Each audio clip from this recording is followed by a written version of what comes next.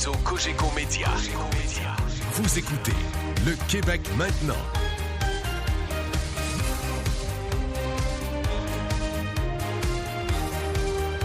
Votre point de repère.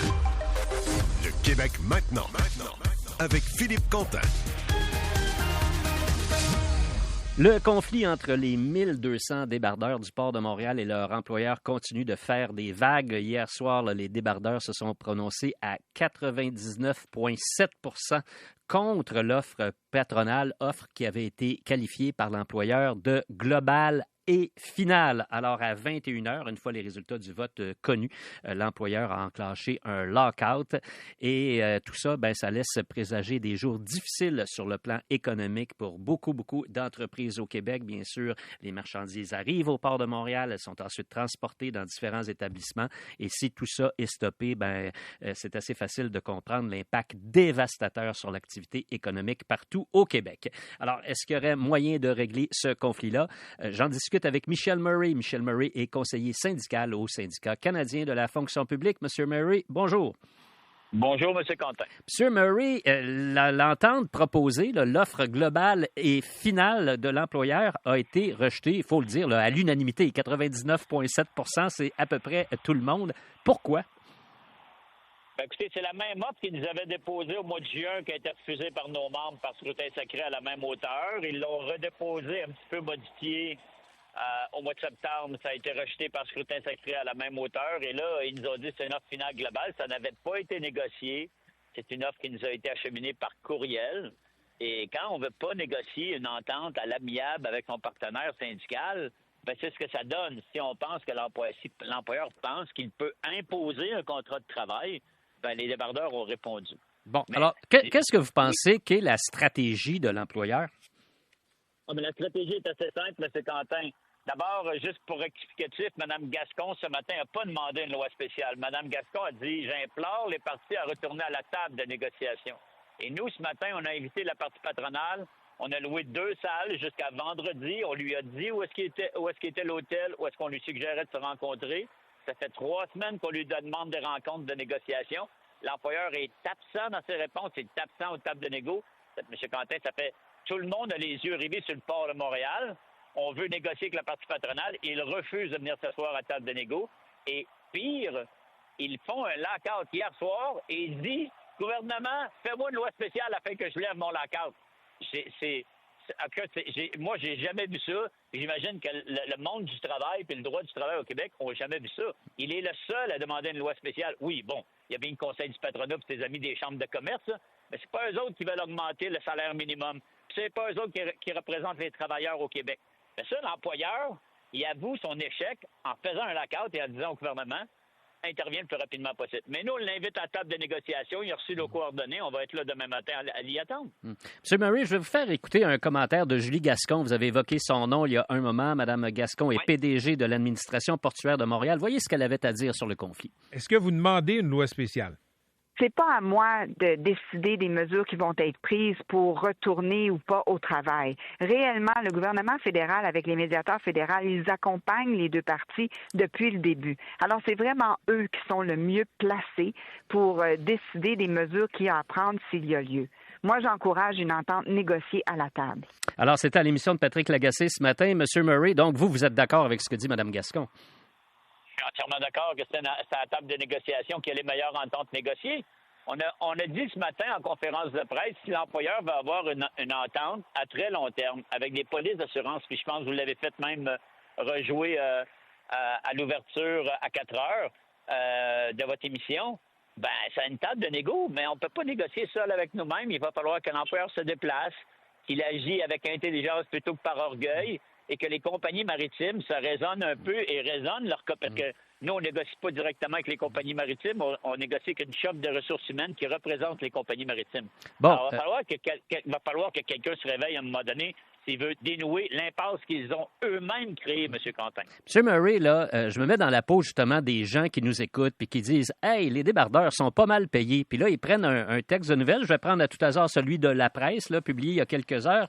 Et on lit « L'employeur propose une hausse salariale de 3 % par année sur 4 ans, puis de 3,5 % pour les 2 années suivantes. Si cette offre était acceptée, le salaire moyen des débardeurs se situerait désormais à 200 000 $ par année. Il me semble que quand on lit ça, on dit, coudonc, pourquoi ils ne règlent pas? Pourquoi ils refusent ça à 100 % une offre comme celle-là? Bon, ben, je vais vous dire deux choses, M. Quentin. D'abord, ce que l'employeur prétend dans les médias, c'est de la poudre de perlimpinpin. Ça n'existe pas. On ne fera pas 200 000 $ par année. Pour gagner 200 000 $ par année en moyenne, il faudrait qu'on soit payé 97 $ de l'heure. L'offre patronale, en 2029, le salaire va être à 51 $ de l'heure. Alors, ça, c'est dans un premier temps. Dans un deuxième temps, je dirais, si l'employeur dit vraiment qu'il veut offrir 200 000 $ par année aux débardeurs, bien qu'il le mette sur un papier, puis ça se fait bien qu'on signe demain matin. Mais c'est pas vrai, M. Quentin. C'est de la désinformation qu'on essaie de démoniser les débardeurs, qui sont des gros gras de la société et qui devraient accepter l'offre qu'on essaie de leur rentrer dans la gorge de force. Mais M. Murray, ils doivent le prendre quelque part, ce chiffre de 200 000 $ par année. Là. Il doit être assis sur un certain calcul. C'est quoi le calcul qui leur permet d'atteindre 200 000 $? Savez-vous quoi? Ça fait, bon an, mal an, là, ça fait pas loin de 15 ans que je suis assis avec cette organisation patronale-là, dont les 7 dernières années. Et je vous dirais, si je leur demande à quelle place tu le prends, je suis pas sûr qu'ils seraient capables de le justifier parce que c'est pas les meilleurs calculateurs à une table de négociation. OK. Les gens qui nous écoutent, encore une fois, puis que ce sont des petits entrepreneurs, puis qui regardent ça, puis qui disent « Hey, ils sont déjà quand même pas trop mal payés. Là, Noël s'en vient. C'est là que je fais mon chiffre d'affaires. Si mes marchandises sont coincées au port de Montréal, c'est mon année, mon profit annuel qui risque d'y passer. » Qu'est-ce que vous leur dites? Alors d'abord, M. Quentin, tout le stock de Noël est déjà arrivé sur les tablettes. Ça, c'est les gros commerçants, ils ont tous des stocks de fait depuis des mois, et principalement à cause de la peur qu'il y avait de la grève des débardeurs sur la côte est qui a duré 3 jours. Alors, tous les stocks sont dans les entrepôts et sont sur les tablettes, dans un premier temps. Pour les commerçants, je leur dirais 2 choses. C'est pas nous qui avons fermé le port, c'est l'employeur. Alors, demandez à l'employeur qu'est-ce qui manque pour qu'il rouvre le port et qu'il aille négocier une table de négo.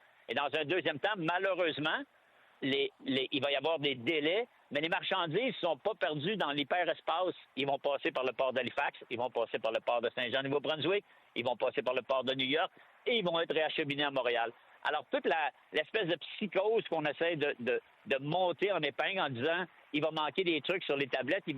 Les gens qui ont des conteneurs dans le port de Montréal présentement, oui, mais ceux qui attendent des marchandises, elles vont arriver, M. Quentin. Le port n'est pas le seul port sur la côte est, canadienne qu'américaine. Je trouve ça bien que vous le rappeliez, M. Murray, mais il me semble que tout ça, ça diminue un peu votre rapport de force, là. On n'est pas là pour avoir un rapport de force, M. Quentin. On est là pour négocier une convention collective. Ça fait depuis 2013 qu'il n'y a pas eu de négociation directe. Je ne connais pas beaucoup de travailleurs au Québec qui accepteraient de continuer de travailler avec 11 ans sans pouvoir renouveler de gré à gré uniquement les salaires et pas essayer d'améliorer les conditions de travail, vie personnelle. Nos gens sont sur des horaires atypiques, connaissent leur horaire de travail seulement la veille, peuvent être appelés à travailler 2 fins de semaine sur 3. On veut juste améliorer ça pour nos gens. Ça fait 11 ans qu'on n'a pas négocié de direct à direct. La dernière fois, c'était une loi spéciale du gouvernement libéral. Merci beaucoup, M. Murray. Merci à vous, M. Quentin. Bonne journée. Michel Murray est conseiller syndical au Syndicat canadien de la fonction publique. Le Québec maintenant, avec Philippe Quentin.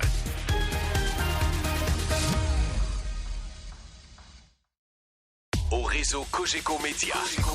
Vous écoutez Le Québec maintenant, avec Philippe Quentin. Alors, Philippe Léger, on vient d'en discuter un moment. Ça a été un grand moment, je pense, pour les libéraux provinciaux. Puis avant de plonger là, dans ce qui s'est dit durant le week-end, puis le rapport de force entre les différents candidats à la chefferie, il faut quand même constater que la marque libérale Québec, qui ne vivait pas très, très fort au cours des 2-3 dernières années, là, ben, il y a un petit regain. Il y a un petit regain. Quand tu réussis à réunir, là, les chiffres varient parce que c'est toujours difficile de calculer le nombre de personnes qu'il y avait dans une salle de congrès.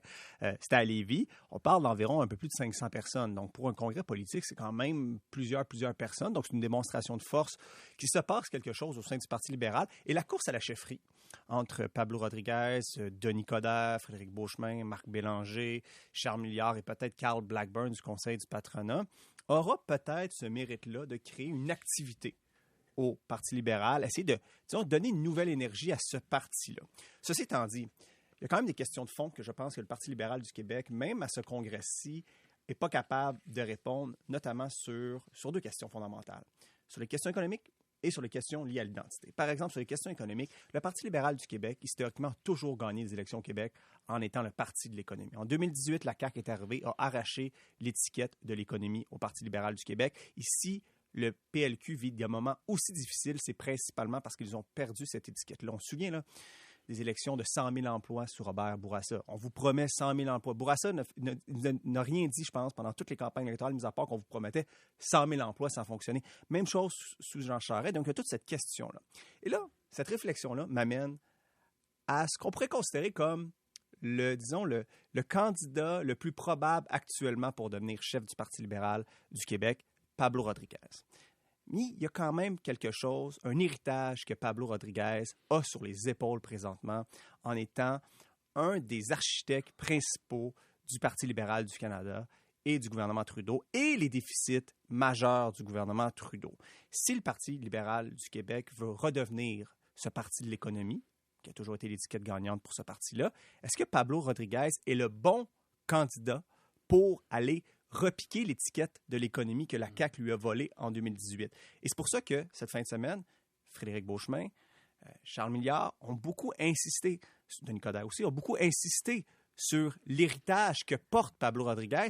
Et ça va être difficile tout le temps avoir cet héritage-là d'un gouvernement qui, présentement, est en fin de règne et qui, sur plusieurs aspects, notamment sur les questions économiques, il y a plusieurs questions qui se passent sur la gestion. Je te dirais 2 choses à ce sujet-là, Philippe. D'abord, les libéraux aiment ça gagner. On a souvent dit que le seul véritable programme du Parti libéral du Québec au fil des années, c'était de gagner des élections. Et Pablo Rodriguez a prouvé qu'il est capable de gagner des élections. C'est lui qui était lieutenant politique au Québec, qui a mené les campagnes électorales aussi pour Justin Trudeau et le Parti libéral du Canada, dans des circonstances pas toujours faciles, avec Pablo Rodriguez comme chef de la campagne, a eu des bons résultats lors des 3 dernières élections fédérales, des résultats même auxquels peu de gens s'attendaient. Donc, c'est un solide organisateur et ça peut être très attrayant pour les libéraux. Deuxièmement, et ça, c'est contre les chances de Pablo Rodriguez, et tu le mentionnes, c'est tout l'aspect économique, et c'est peut-être ce qui fait en sorte que le nom de Carl Blackburn, on sait qu'il combat une maladie, il combat un cancer à l'heure actuelle, mais son nom circule toujours, et c'est pour ça que lui devient peut-être attrayant pour le Parti libéral, parce que lui, c'est un profil purement économique. Purement libéral aussi. Il vient de la famille libérale du Québec. Quand Catherine, tantôt, en début d'émission, nous disait plusieurs reproches au Parti libéral d'être une filiale du Parti libéral du Canada, Carl Blackburn permet aussi de contrer ça. C'est qui Carl Blackburn? C'est important de le dire. C'est présentement au Conseil du patronat, donc un profil économique quand même assez puissant, proche des milieux patronaux, proche des milieux d'affaires. Était député de Robertval sous Jean Charest, donc en région, dans la région de Saguenay. Donc, il coche, si on prend la liste, là, qu'est-ce que ça prendrait pour un bon chef du Parti libéral? Carl Blackburn, il coche toutes les cases pour devenir un très bon chef du Parti libéral du Québec. Bon, ça, c'est sur les questions... Mais il n'a pas fait de politique. Il n'a pas fait de politique. Et ça, parfois, ça peut être un saut qui est périlleux. On en a vu des gens qui n'avaient pas fait de politique, qui ont plongé en politique et ça n'a pas été heureux. Là. Et je t'amène sur un autre aspect, parce que moi, je pense que c'est assez central du congrès de ce week-end, de cette fin de semaine, devrait-on dire. Toutes les questions économiques. Le Parti libéral, son objectif, là, c'est de reconnecter avec les francophones. Dans les sondages, le Parti libéral est entre 5 à 10 % chez les francophones. C'est ça son objectif. Les francophones, les régions. Et là, moi, je regarde, ce matin, j'ouvre mes journaux, je regarde la couverture médiatique du congrès du Parti libéral du Québec et je me dis, c'est pas un objectif qui est réussi. Quand les principaux sujets qui ont été discutés et qui ressortent dans les médias, c'est le 3e lien. Là, tous les candidats se disaient pour ou contre le 3e lien et qu'on allait abroger faire en sorte que la Charte des langues, la langue française, les ajouts de la CAQ, de la loi 96, qui sont très populaires au sein de la population, de les abroger. Je me dis, OK, on ne répond pas à l'objectif principal présentement du Parti libéral du Québec de reconnecter avec les régions, avec les francophones. Donc, pour moi, là, le prochain chef du Parti libéral, que ce soit M. Blackburn, que ce soit M. Rodriguez ou les autres, ils ont 2 objectifs sur les enjeux économiques, redevenir le Parti de l'économie et avoir un discours, une vision nationaliste, libérale, qui ne soit pas celle de la CAQ, qui ne soit pas celle du Parti québécois, qui soit celle du Parti libéral. Et sur cet enjeu-là, je ne suis pas sûr que cette fin de semaine, son congrès, ce fut une réussite de ce côté-là. J'ai hâte de voir s'il va y avoir des alliances assez rapidement, là, parce qu'il n'y aura pas 5 chefs du Parti libéral du Québec, puis s'il y en a un 6e qui rentre en lice également avec Carl Blackburn, c'est 6 personnes. Là. Tout à coup, il va falloir qu'il y ait des alliances. Et la course n'est pas encore commencée, Philippe, et ça brasse déjà beaucoup entre les différents candidats. Hein. Il y a toutes sortes de rivalités qui se créent entre les différents, notamment entre M. Beauchemin et M. Milliard. Leurs partisans semblent être un peu en froid. Il y a comme des rivalités qui se créent et ça peut être assez particulier parce que le vote pour devenir chef du Parti libéral, c'est un vote préférentiel, donc c'est un choix 1, un choix 2 s'il n'y a pas de majorité dès le premier tour. Donc, tu as besoin d'être le candidat à la fois de certains partisans qui te permettent d'être à la fois élevé au premier tour, mais s'il y a un deuxième tour, il faut que tu sois le deuxième. Donc, tu ne peux pas te mettre à dos tous les autres partisans des autres candidats à la chefferie du Parti libéral. Mais ça va être au mois de juin prochain. Oui, tout à fait. Et puis moi, je veux mentionner, je disais il y a un moment là, que Carl Blackburn, il n'a pas fait de politique. Il en a fait quand même. Il a été député libéral de Roberval. Exact. Ça fait longtemps quand même, de 2003 à 2007. Voilà, il était député libéral. Donc, ça fait quoi? Ça fait 17 ans. Puis bon, c'est pas chef non plus. Alors, mais il a touché à la politique. On ne peut pas dire qu'il ne connaît, qu'il n'est pas familier avec ça. OK, nouveau sondage au fédéral. C'est un sondage Abacus d'Acta qui donne encore une fois une forte avance aux conservateurs de Pierre Poilievre sur tous leurs adversaires. Pierre Poilievre en avance de 19 points sur le Parti libéral du Canada. Et l'avance entre 18 et 20 points de Pierre Poilievre dans tous les sondages. Si on prend la moyenne des sondages, Pierre Poilievre est en avance en moyenne de 18 à 20 points sur le Parti libéral du Canada. Ça, c'est un peu pris dans le gelo depuis 2 ans. Ça n'a pas bougé depuis 2 ans. C'est resté au même stade. Moi, ce que je trouve intéressant de ce sondage-là, c'est peut-être la question qu'on va se poser à la prochaine élection fédérale dans quelques mois, c'est qui sera l'opposition officielle à Ottawa? Parce qu'il y a présentement le NPD qui est aux alentours de 20 % et le Parti libéral qui est à 22, 21 22 Bon, si on prend la moyenne des sondages, il y a une petite différence entre les deux. Mais il y a véritablement, disons, chez les électeurs progressistes, un choix qui va être fait lors de la prochaine élection, à savoir si le principal opposant à Pierre Poilievre, ce sera le NPD ou le Parti libéral du Canada. Est-ce qu'il pourrait y avoir un déplacement en fin de campagne de gens qui disent « Hey, même si on vote pour un ou l'autre, on est tellement sûr de perdre qu'on va se tourner vers un candidat. » Je te donne un exemple, un comparatif. En 2015, devant Stephen Harper, Thomas Mulcair, qui était chef du NPD, était coude à coude avec Stephen Harper à quelques semaines du vote. Justin Trudeau a monté. Il est devenu l'alternative à Stephen Harper et une masse d'électeurs progressistes qui disaient « Je vais appuyer le NPD », se sont tournés vers le Parti libéral du Canada et ça a mené Justin Trudeau à être élu en 2015 premier ministre du Canada. Est-ce qu'il pourrait avoir la même dynamique, je ne sais pas que Jack Metzing serait premier ministre, mais est-ce qu'il pourrait avoir la même dynamique qu'une masse d'électeurs libérales qui, devant une petite montée du NPD, se disent « écoute, on est tellement sûr de perdre que nous, on va se tourner vers le NPD pour faire face à Pierre Poilievre. » Pour moi, l'enjeu principal de la prochaine élection, ça risque d'être ça, c'est qui sera le chef de l'opposition officielle. Oui, ou sans ça, les néo-démocrates et les libéraux coupent la poire en deux et se ramassent chacun avec une poignée de députés. Et qui devient chef de l'opposition officielle? Le chef du Bloc québécois. Ah, ça, c'est déjà arrivé dans le passé. C'est déjà arrivé dans le passé. Ce serait toute une hypothèse. Ouais. Imaginez encore là, un chef souverainiste qui devient chef de l'opposition officielle à la Chambre des communes à Ottawa. C'est arrivé dans le passé. Ça pourrait arriver parce que Yves-François Blanchet, le Bloc québécois, est en avance d'environ 14 points sur le Parti libéral, sur le Parti conservateur et de, je pense, 12 points sur le Parti libéral en deuxième place au Québec. Donc, il y a quand même une avance monumentale du Bloc québécois. Et est-ce qu'avec une quarantaine de députés, il pourrait être l'opposition officielle à Ottawa à une prochaine élection? Ce serait assez magistral. Merci beaucoup, Philippe. Merci à toi. Alors, on se retrouve plus tard cette semaine. Le Québec maintenant. Avec Philippe Quentin.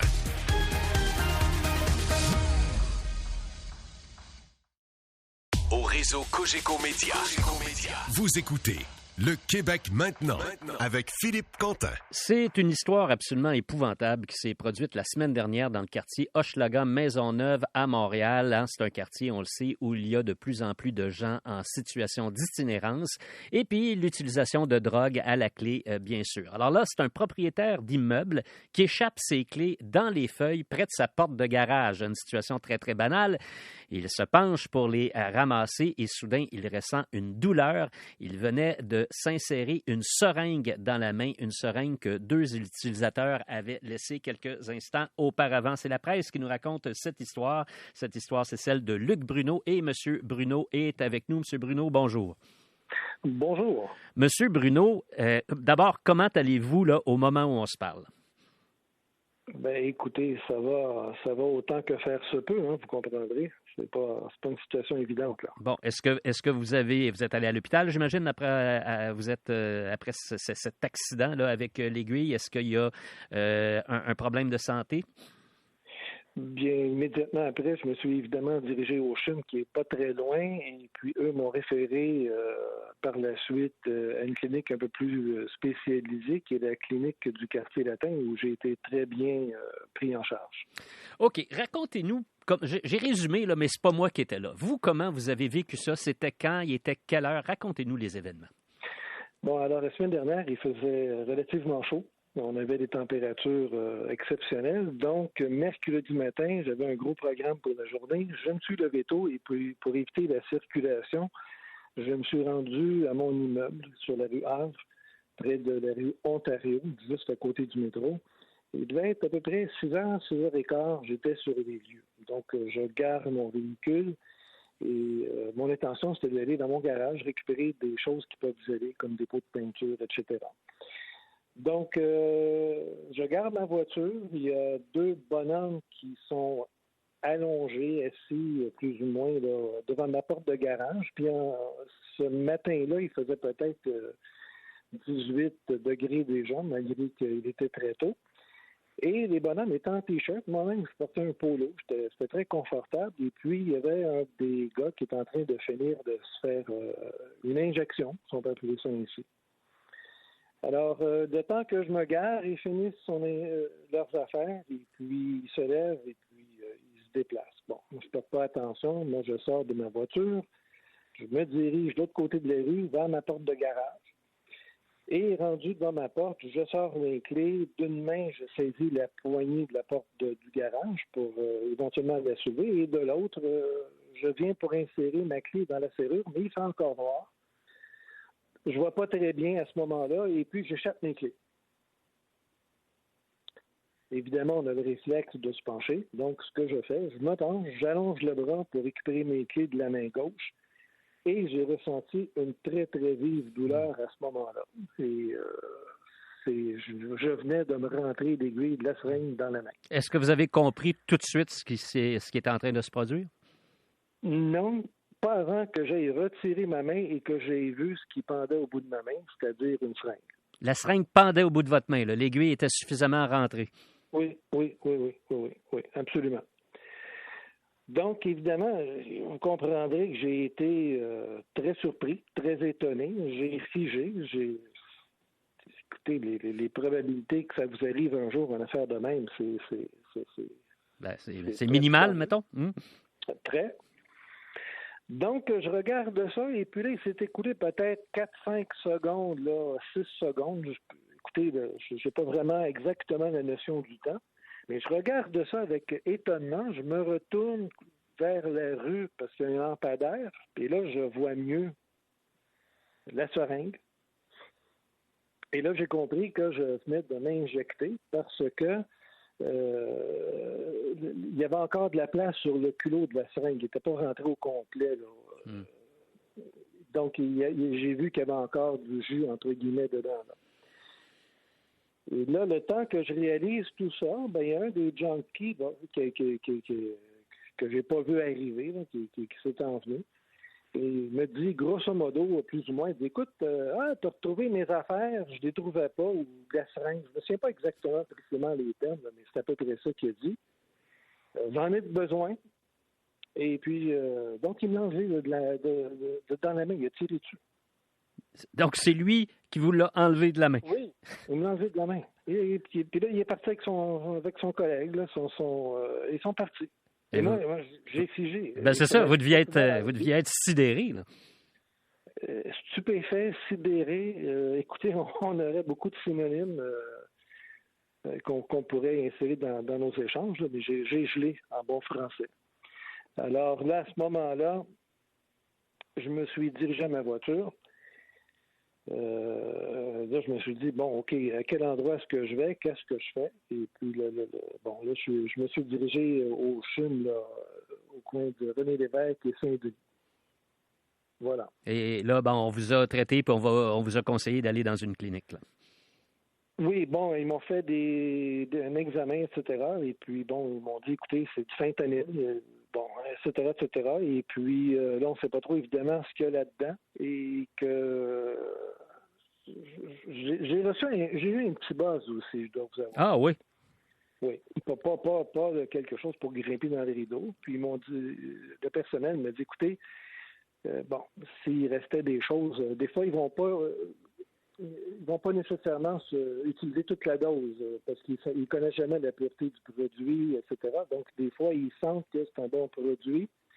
Ils n'ont pas besoin de la prendre au complet. Donc, ils vont peut-être laisser un petit peu à l'intérieur là, pour débuter le prochain shoot, là, si on peut dire. Donc, c'est ce qui m'est arrivé. Et là, aujourd'hui, je me retrouve à pratiquement pas dormir depuis mercredi. Parce que vous vous demandez, évidemment, s'il va y avoir des séquelles de tout ça, là. Absolument. Je connais pas précisément le taux de toxicomanes qui ont le VIH ou de l'hépatite, mais si c'est 30%, et que le médicament que je prends présentement est efficace à 80%, ça veut dire que j'ai 20% de chance multiplié par 30% de peut-être avoir des mauvaises nouvelles. C'est 6% de chance. La probabilité, c'est 6% que peut-être je vais être malchanceux. Et ça, vous allez le savoir quand? À peu près dans un mois, plus ou moins. OK. Vous avez décidé de rendre publique votre histoire, c'est parce que vous voulez lancer un cri d'alarme. Oui, au début, écoutez, j'ai pas contacté les médias. Il y a quelqu'un qui j'ai rencontré quand je suis allé au poste de police pour faire, évidemment, une déposition.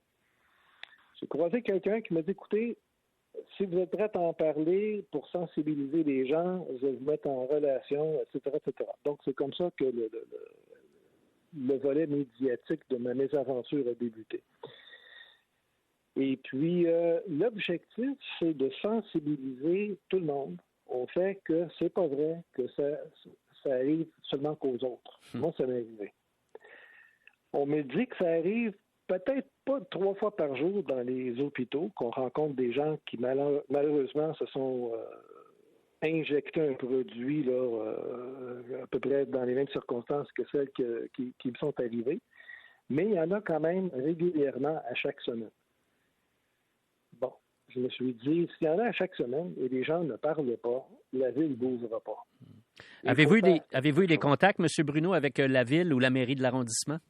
Ah, absolument pas. Personne ne m'a contacté. Tout à l'heure, j'ai été étonné. J'ai demandé à votre recherchiste, mais comment avez-vous fait pour me joindre puisque moi, je ne vous ai pas contacté? Donc, imaginez, vous êtes capable de me joindre, de me trouver, de trouver mon numéro de téléphone, de me parler, mais personne à la ville de me contacter. C'est silence radio. Bon. Aucune réaction de la ville. Bon. Aucune. Alors, s'il y a des gens de la ville qui sont à l'écoute, n'hésitez pas à communiquer avec nous. Là. Les gens de la ville ont le numéro interne de la station, peuvent communiquer avec nous, puis on vous mettra en contact. Monsieur Bruno, on vous souhaite la meilleure des chances pour la suite. Vraiment, vraiment, vous avez tiré le mauvais numéro ce matin-là. C'est absolument malheureux, mais ça en dit long aussi sur l'état des choses dans des quartiers de Montréal. On vous souhaite la meilleure des chances et merci d'avoir témoigné pour nous aujourd'hui. Un dernier mot, si vous me permettez. Allez-y. Je suis allé rapporter l'événement au service de police. On n'a pas pris mon nom, pas de déposition formelle, rien. On m'a juste dit, c'est des choses qui arrivent. Des choses qui arrivent. Des choses qui arrivent. OK? C'est pas une grosse consolation. Je vous signale, M. Bruno, que la presse a réussi à rejoindre la mairesse de Montréal sur ce sujet-là et la mairesse est citée, Mme Plante. Je comprends sa colère, votre colère à vous, M. Bruno. Les seringues trouvées, les incivilités et la criminalité, c'est un gros nom pour nous. Mais je ne suis pas sûr que cette réaction-là vous remplira de bonheur non plus. Faudrait que les bottines suivent les babines. Ça prend de l'action. Il ne faut pas ramasser les seringues, monsieur. Il faut éviter qu'elles soient générées. Merci beaucoup, M. Bruno. Au revoir. Bonne chance pour la suite. Luc Bruno était avec nous. Vous venez d'entendre son histoire absolument terrible. Là. Il échappe ses clés et en voulant les récupérer, il y a une aiguille qui lui rentre dans la main, une aiguille qui avait été utilisée quelques instants auparavant par des toxicomanes. Au réseau Cogeco Média, vous écoutez Le Québec maintenant avec Philippe Quentin. OK, c'est un constat absolument brutal, mais c'est la vérité. L'état de santé des Québécois est médiocre. Il faut absolument miser sur l'activité physique pour renverser la vapeur. C'est une coalition qui nous dit ça aujourd'hui, une coalition qui regroupe notamment Sport Québec, le Grand Défi Pierre Lavoie et la Fédération de l'Âge d'Or. Pierre Lavoie, on le connaît bien. Il s'implique dans la forme physique chez les plus jeunes depuis longtemps, mais aujourd'hui, il tient à donner une plus grande envergure à son engagement en faveur de la bonne santé, une bonne hygiène de vie également. Pierre Lavoie est avec nous. Salut, Pierre. Oui, bonsoir. Pierre, c'est vraiment un constat qui est dur, là. L'état de santé des Québécois est médiocre. C'est pas rien de dire ça. Oui, bien, il y a beaucoup de choses qui sont venues, j'irais stopper les élans, parce que ça fait quand même plusieurs années qu'il y a des mesures dans les écoles. Il y a beaucoup de travail qui se fait là, sur le terrain. D'ailleurs, la semaine passée, j'ai été à Ottawa où Participation réunissait toutes les organisations sportives du Canada pour lancer un signal d'alarme que ça va pas bien au Canada non plus. Mais je réalisais que le Québec était beaucoup en avance sur le reste des provinces canadiennes. Donc, au moins, tout le travail qu'on a fait dans le passé nous sert mieux. Mais c'est pas encore suffisant. On sait très bien que le COVID est venu donner un grand coup de frein à ces élans-là. Les écrans se sont multipliés, ont augmenté de 50% durant le COVID. Ils n'ont pas diminué après le COVID chez les jeunes. Donc là, on a un problème. Là, on est dû pour dire, OK, maintenant, comment on peut travailler tous ensemble à s'assurer qu'un citoyen, un enfant, un jeune adulte soit actif pour la vie. Avant, je dirais que les fédérations sportives, tous les gens qui gravitaient autour de l'activité physique, je dirais, n'avaient pas cette priorité nationale. On fait bouger le monde, c'est pour maintenir leur corps en santé toute leur vie. Là maintenant, tout le monde est prêt à faire des concessions dans leur approche pour aider à l'effort de guerre. On sait qu'au Québec, on a des enseignants d'éducation physique. On sait qu'au primaire, ça va bien, mais c'est au secondaire où ils ont seulement 2 périodes d'éducation physique par cycle de 9 jours, et la deuxième période n'est pas obligatoire. Puis en plus, eux, c'est les seuls qui ont une formation universitaire de 4 ans. Là. Donc, on vient pour pallier à ça, ajouter d'autres organisations, le parascolaire, le sport-études et la concentration sport. Mais tu sais, Pierre, on parle souvent de ça, les jeunes, puis dans les écoles et tout. Mais là, l'étude que vous avez rendue publique et le constat que l'état de santé des Québécois est médiocre, là, on ne vise pas simplement les jeunes, là, on vise les gens de 30, 40, 50 et 60 ans. C'est ceux-là aussi qu'il faut toucher. Exactement. Puis on a profité du moment, là, l'annonce du ministre Dubé il y a 2 semaines, qui a mandaté Luc Boileau pour travailler sur un plan national en prévention pour le système de santé. La bonne nouvelle là-dedans, c'est que c'est le plus gros budget. Hein. Ils ont 64 milliards. On était à 39 milliards en 2019. On voit que les coûts sont astronomiques, mais on continue d'augmenter. Et là, parce qu'on a oublié en cours de route d'intégrer la prévention. Donc là, maintenant, il y a une urgence nationale d'intégrer la prévention, que chaque citoyen devient un citoyen partenaire, que chaque patient devient un patient partenaire. Ça veut dire qu'il amène sa contribution envers sa santé. Puis ça, on n'a pas habitué les gens à ça. Donc, il faut maintenant reformater, reprogrammer la société autour de la santé humaine. On a beaucoup travaillé, on aime bien le Canadien, on aime bien les médailles aux Jeux olympiques, mais là, il faut travailler beaucoup plus à la base au niveau de la santé publique, au niveau de tu bouges, c'est pour maintenir ton corps en santé. Donc, il y a un travail qui doit se faire collectivement, d'une façon sociétale, mais aussi une implication citoyenne qu'on n'avait pas avant. On attendait, quand je serai malade, le système va me guérir. Donc, on a beaucoup augmenté l'espérance de vie au Québec. Vous savez, on a atteint en décembre dernier l'espérance de vie la plus élevée en Amérique. Ce sont les Québécois. Présentement, un homme canadien vit 2 ans de moins qu'un homme québécois. Une femme canadienne vit 1 année de moins qu'une femme québécoise. on vient d'atteindre, le Québec, la même espérance de vie que les Scandinaves, 83 ans moyen. Mais eux, par contre, rentrent 6 à 7 ans plus tard que nous dans leur système de santé. Où le bas blesse au Québec, c'est que les Québécois rentrent trop tôt dans le système et on ne s'attendait pas à avoir autant de gens qui rentrent si tôt et surtout qu'on a augmenté l'espérance de vie d'une façon si importante dans les dernières années. Donc là, maintenant, le curatif, c'est bien. Mais là, maintenant, la façon de sauver, de pérenniser le système de santé, c'est d'intégrer la prévention. Et OK, ça mais passe comment on fait ça, Pierre? Là, concrètement, là, c'est beau, une fois qu'on a fait ces constats-là, tout le monde est d'accord là-dessus, il faut qu'on soigne la prévention, il faut qu'on fasse plus de sport. Mais là, je pense aux gens qui nous écoutent, là, qui n'en font pas de sport, puis qui disent, j'aimerais bien en faire. Qu'est-ce qu'on peut faire concrètement? Mais d'abord, le problème, on fonctionne par étapes. Le plus gros problème, il est de 0 à 6 ans. On sait que les jeunes, à cet âge-là, développent leur littératie physique globale. Donc, les mouvements globaux, lancer, botter, frapper, culbuter, grimper. Si l'enfant ne les développe pas, ces mouvements-là, il arrive, je dirais, en déficit au primaire. Et là, il arrive déjà dans un système où les profs en éducation physique sont bien formés pour s'assurer qu'on puisse faire un rattrapage. Et quand arrive au secondaire, à partir du secondaire 1, là, il y a tout un système de compétition qui s'installe. Et parce qu'on sait que le Québec, c'est l'endroit où on spécialise les enfants le plus tôt dans le monde. Donc, nous, je ne sais pas pourquoi là, que le Québec est parti dans cette tangente-là. Là. Donc, on sait qu'un enfant, on ne devrait pas le spécialiser avant 14 ans pour la fille, puis 15 ans pour le garçon, parce que c'est là qu'il atteint sa maturité. On doit développer plutôt les compétences pour garnir son coffre pour que plus tard, s'il change d'environnement, ou il est tanné de jouer au hockey, ou il est blessé, il y a d'autres outils dans son coffre. Donc, au Québec, on est très mauvais à s'assurer que notre enfant soit actif pour la vie. Par la suite, bien entendu, travailler avec les personnes, avec nos aînés, retarder la perte d'autonomie. On sait que ça coûte des milliards, la perte d'autonomie des personnes. Donc, les faire marcher, demander aux villes de créer des environnements favorables pour leurs citoyens. C'est bien, les infrastructures sportives, mais une piscine, ça coûte 44 millions, un aréna de hockey autant. On n'y arrivera pas, là, parce qu'on a vu que le PAF Sport, cette année, c'était 300 millions, puis c'était double de l'enveloppe. Cette année, c'est seulement 150 millions pour tout le Québec. Donc, on n'y arrivera pas, là. Donc, il faut maintenant être imaginatif, créatif, audacieux, mais travailler ensemble. Tous les acteurs qui travaillent de près ou de loin dans le loisir, dans le plein air et dans le sport, même de compétition, doivent maintenant s'adapter en fonction de cette réalité sociétale. On doit relever le défi de la sédentarité au Québec. Pierre, donne-moi, tu dis qu'il faut être imaginatif, il faut être audacieux. Donne-moi 2 idées concrètes qu'on pourrait mettre en application rapidement.